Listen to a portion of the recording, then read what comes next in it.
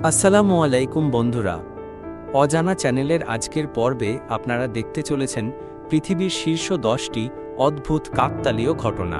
তাহলে চলুন শুরু করা যাক। 1 নম্বর ঘটনাটি হল, সারা বিশ্বের মানুষ ভ্লাদিমির পুতিনকে জানে এবং ভয় পায়। একজন ক্ষমতাধর ব্যক্তির ভাবমূর্তি অনেকের কাছে মজার বিষয় নয়, এমনকি তারা ভাবে তিনি অমর। কোনো মানুষ অমর মাইনাস এটা হাস্যকর, কিন্তু লোকেরা মনে করে পুতিনের ক্ষেত্রে প্রমাণ আছে। সেই প্রমাণ হলো গত 100 বছরে পুতিন বা তার মতো দেখতে কারো ছবি। এই ছবিগুলো অবশ্যই পুতিনের মতো দেখতে লোকের। 100 বছর আগের দুজন অসাধারণ মিল থাকা তরুণের ছবি দেখা যায়। এটা যদি পুতিন হতো, মনে হবে গত 100 বছরে তিনি বেশি বয়স্ক হননি। সব ছবিতেই তরুণ, সুঠাম পুরুষ যাদের চেহারা পুতিনের মতো। 2 নম্বর ঘটনা, 70-এর দশকের দ্য ওমেন চলচ্চিত্রটি অনেকের শিরদাঁড়া শীতল করেছিল। এটি মানুষকে নিজেদের জীবন নিয়ে ভীত করে তুলেছিল। এমনকি কাস্ট ক্রুরাও ভয় পেয়েছিল, তবে ছবির জন্য নয়। তারা ভয় পেয়েছিল কারণ ছবির মতো ঘটনা ঘটছিল। প্রধান অভিনেতার ছেলে আত্মহত্যা করে, 2টি প্লেনে বজ্রপাত হয় এবং শুটিংয়ের পর একজন ক্রু সদস্যের মাথা কাটা যায় ছবির মতোই। আরও কয়েকটি অদ্ভুত ঘটনা ঘটেছিল।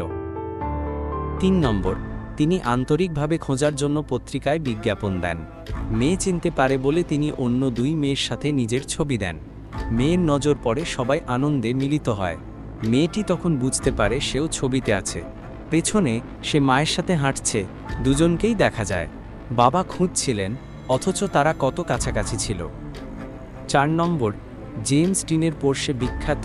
শুধু দেখতে সুন্দর বলে নয়, তিনিও এতে চমৎকার লাগতেন। পোর্শে দুর্ঘটনার পর এটি নিয়ে একাধিক দুর্ঘটনা ঘটে। মেরামতের গ্যারেজে গাড়িটি মেকানিকের পায়ের উপর পড়ে যায়। ইঞ্জিন পাওয়া ব্যক্তি দুর্ঘটনায় পড়ে গাড়িতে আগুন লাগে। টানার বা প্রদর্শনীর সময় গাড়িটি বারবার পড়ে যেত। এসব ঘটনার কারণে এটিকে অশুভ গাড়ি বলা হতো।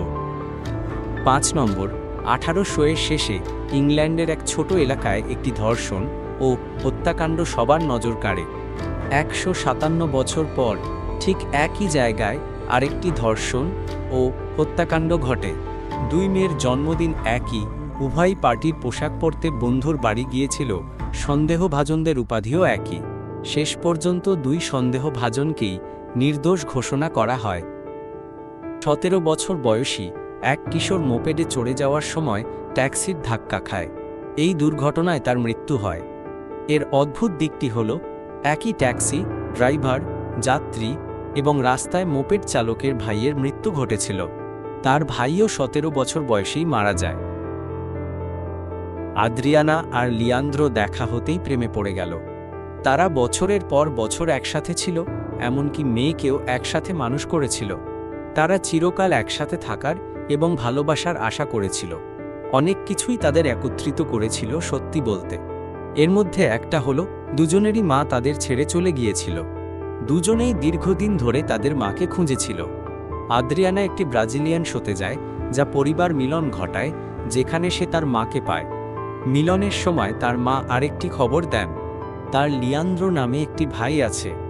দেখা গেল আদ্রিয়ানা অজান্তেই তার ভাইকে বিয়ে করেছে। তারা সিদ্ধান্ত নেয় এই সত্ত্বেও একসাথে থাকবে।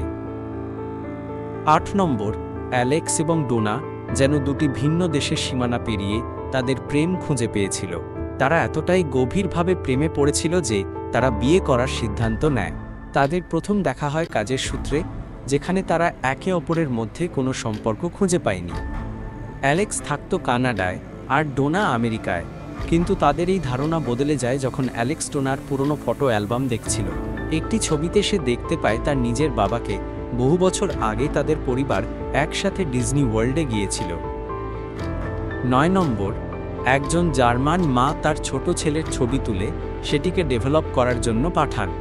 সেই সময় ফিল্মের প্লেট আলাদাভাবে বিক্রি হতো এবং প্রতি প্লেটে একটি করে ছবি তোলা যেত। কিন্তু ছবি ফেরত পাওয়ার আগেই প্রথম বিশ্বযুদ্ধ শুরু হয়ে যায়। যুদ্ধ চলাকালীন তিনি তার ছেলের ছবিটি পাওয়ার জন্য অনেক চেষ্টা করেন, কিন্তু কোনো উপায় ছিল না। যুদ্ধ শেষ হওয়ার পর তিনি আবার একটি নতুন ছবি তোলার সিদ্ধান্ত নিলেন, এবার তার নবজাত মেয়ের। তিনি আরেকটি প্লেট কিনে মেয়ের ছবি তুললেন এবং ডেভেলপ করার জন্য পাঠালেন। কিন্তু যখন তিনি ছবিটি নিতে গেলেন, তখন দেখলেন যে একটি ছবির মধ্যে 2টি ছবি রয়েছে, একটি তার মেয়ের আর অন্যটি তার ছেলের। 1899 সালে টেক্সাসে থাকা এক কানাডীয় অভিনেতা অসুস্থ হয়ে মারা যান। টেক্সাস থেকে কানাডার প্রিন্স এডওয়ার্ড দ্বীপের দূরত্বের কারণে তাকে টেক্সাসের স্থানীয় কবরস্থানে দাফন করা হয়। 1 বছর পর একটি হারিকেন এলাকাটি ধ্বংস করে এবং বন্যায় তার কফিন মেক্সিকো উপসাগরে ভেসে যায়। কফিনটি পানিতে ভাসতে থাকে আরও 8 বছর ধরে। অবশেষে জেলেরা এটি দেখতে পেয়ে উদ্ধার করে। সেই জেলেরা ছিল প্রিন্স এডওয়ার্ড দ্বীপের। তারা তার কফিন সেই গির্জায় সমাহিত করে যেখানে তার নামকরণ হয়েছিল। তো বন্ধুরা, আজ এই পর্যন্ত। আজকের ভিডিওটি কেমন লাগলো তা কমেন্ট করে জানাবেন। আগামী পর্বে আবার দেখা হবে। দেখার জন্য ধন্যবাদ।